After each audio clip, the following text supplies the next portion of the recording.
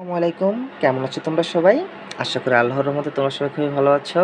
ফজরের আজান দিয়ে দিচ্ছে, তোমাদের ক্লাস নিচ্ছি কারণ আমার সারাদিনের সময় পাচ্ছিলাম না তোমাদের ক্লাস নেওয়ার জন্য। রাত্রে একটু সময় পেয়েছি, এই জন্য তোমাদের রাতেই ক্লাস নিচ্ছি। যদি ভাইয়ার ক্লাসে কোনো ভুল ত্রুটি হয়, ভাইকে ক্ষমা সুন্দর দৃষ্টিতে তোমরা দেখবা। তো আজ তোমাদের যে টপিকটা পড়বো সেটা হলো সিলোম। তোমরা সিলোম টপিকটার নাম অনেক শুনেছো, এটা খুব মোস্ট ইম্পর্ট্যান্ট একটা টপিক, মানে এটা একদম ইনফিনিটিভ স্টার। ওকে, এই টপিকটা থেকে প্রশ্ন আসবেই। সিলোম এবং প্রতিসাম্যতা থেকে, শ্রেণীবিন্যাস অধ্যায় থেকে যদি প্রশ্ন আসে, সিলোম এবং প্রতিসাম্যতা কখনো বাদ যায় না। ওকে, সিলোম প্রতিসাম্যতার বৈশিষ্ট্য প্রাণীদের, এটা জানলেই যথেষ্ট। তো সিলোম, তা এখন সিলোম কাকে বলে? আগে আমরা শুধু এটা একটু জানি যে ত্রিস্তরী প্রাণীর ভ্রূণীয় পরিপুষ্টনের সময় মেসোডার্ম স্তর থেকে সৃষ্টি যে গহ্বর মেসোডার্মাল কোষে নির্মিত পেরিটোনিয়াম নামক ঝিল্লিতে আবৃত থাকে তাকে সিলোম বলে। ওকে, তাহলে আমাদের সিলোমের থেকে এত কিছুর দরকার নাই, তোমাদের শুধু যতটুকু দরকার আমি ততটুকুই দেখাচ্ছি। ওকে, তাহলে কি বলছে? ত্রিস্তরী বলছে, তাই না? ত্রিস্তরী প্রাণীর ভ্রূণীয় পরিপুষ্টনের সময়, ওকে, মেসোডার্ম স্তর থেকে। তাহলে এই যে সিলোমটা আসলে কোথা থেকে সৃষ্টি হয়? এই যে মেসোডার্ম স্তর থেকে। আমি তোমাদের বলছিলাম দ্বিস্তরী প্রাণী কি, একটা হলো এন্ডোডার্ম, একটা এক্সোডার্ম, মাঝে কিন্তু মেসোডার্ম নাই।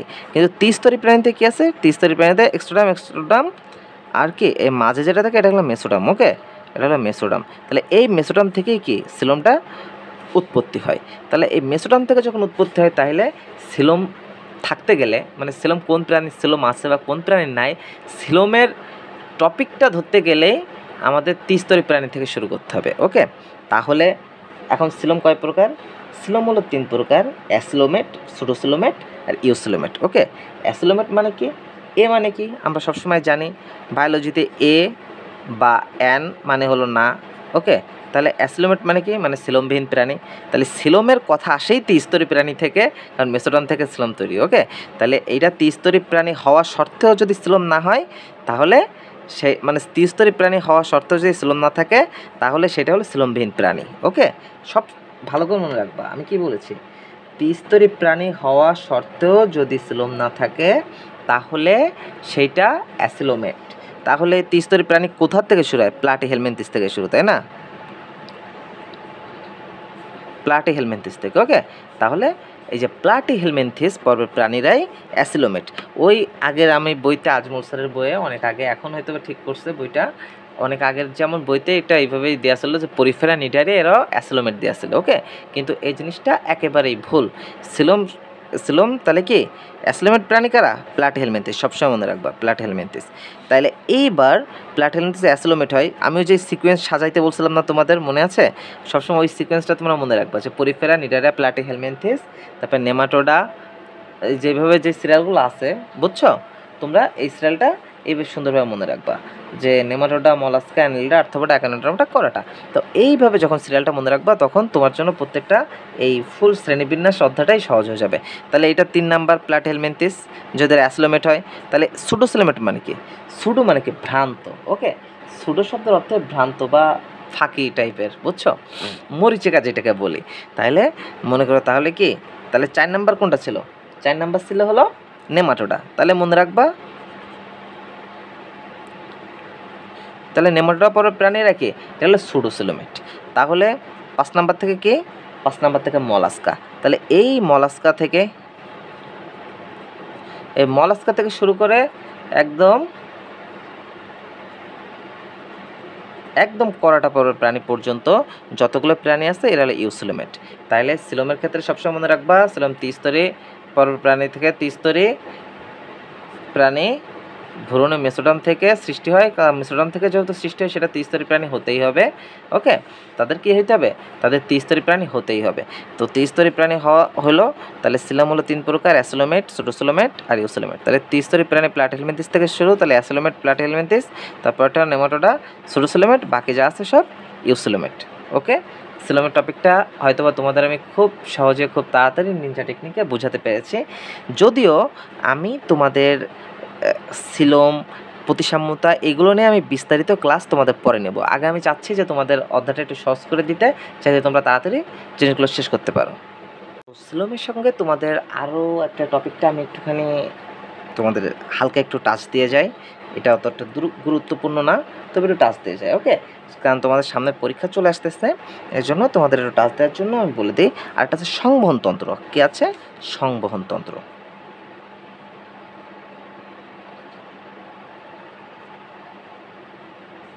এই সংবহন তন্ত্র। তো সংবহন তন্ত্র আমার এখন প্রচণ্ড ঘুম লাগতেছে, বুঝছো?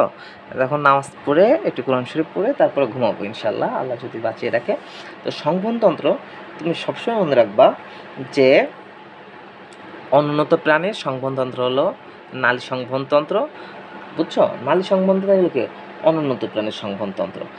আর যারা উন্নত প্রাণীর সংবহন তন্ত্র হলো রক্ত সংবহন তন্ত্র, বুঝছো? সবসময় মনে রাখবা অনুন্নত প্রাণী মানে যারা হলো মনে করো লোয়ার, এই যে লোয়ার, যারা লোয়ার অ্যানিম্যাল মানে লোয়ার অনুন্নত প্রাণী যারা, তাদের সংবহন তন্ত্র হলো পানি সংবহন তন্ত্র। ওকে, কি সংবহন তন্ত্র? এই যে পানি সংবহন তন্ত্র। আর যারা মনে করো হাই রেঞ্জের প্রাণী, তাদের সংবহন তন্ত্র কি সংবহন তন্ত্র? তাদের রক্ত সংবহন তন্ত্র, মনে রাখবা। তাহলে এখন সংবহন তন্ত্র নিয়ে মনে রাখবা যে পরিফেরা পরের প্রাণ হলো নালী, পরিফেরা পরের প্রাণীর কি? নালী সংবহন তন্ত্র, নালী তন্ত্র। ওকে, এদের হলো নালীতন্ত্র। আর একানোডার্মাটা,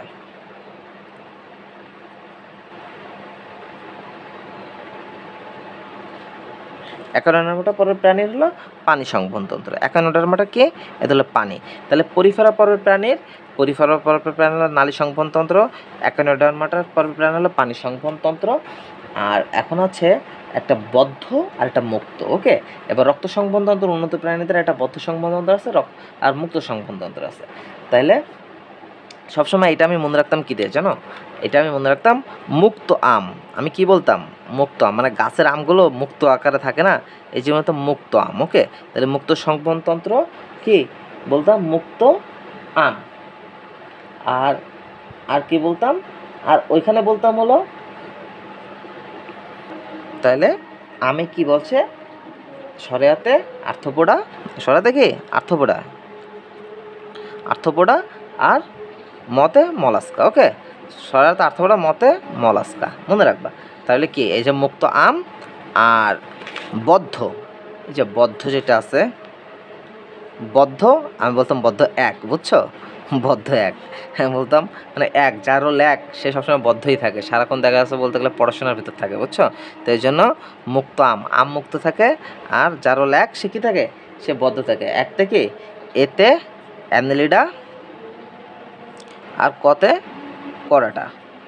ওকে, তাহলে তোমরা, আমি আরেকবার বলি, তোমরা এটা মনে রেখো। দাঁড়াও 1 মিনিট।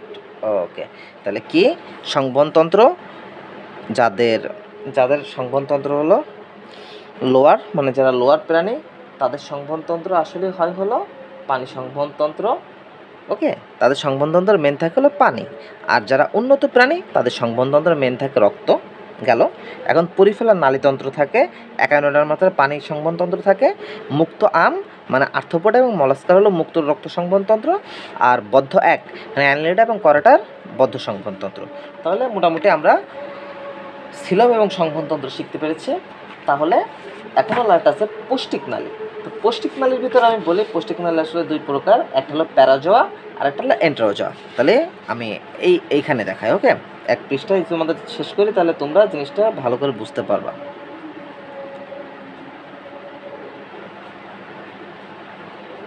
পৌষ্টিক নালী, তো পৌষ্টিক নালী কত? পৌষ্টিক 2 প্রকার, একটা হলো প্যারাজোয়া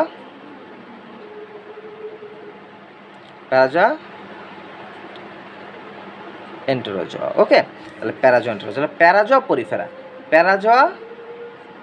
পরিফেরা আর বাকি যা আছে সব কি এন্টেরোজোয়া, শেষ, পৌষ্টিক নালীও শেষ। ওকে, তাহলে তোমাদের কিন্তু শ্রেণীবিন্যাসের মানে ফার্স্ট যে ক্লাসটা আসলে নেওয়ার দরকার, যে ফার্স্ট সেগমেন্ট তোমাদের শেষ হয়ে গেছে।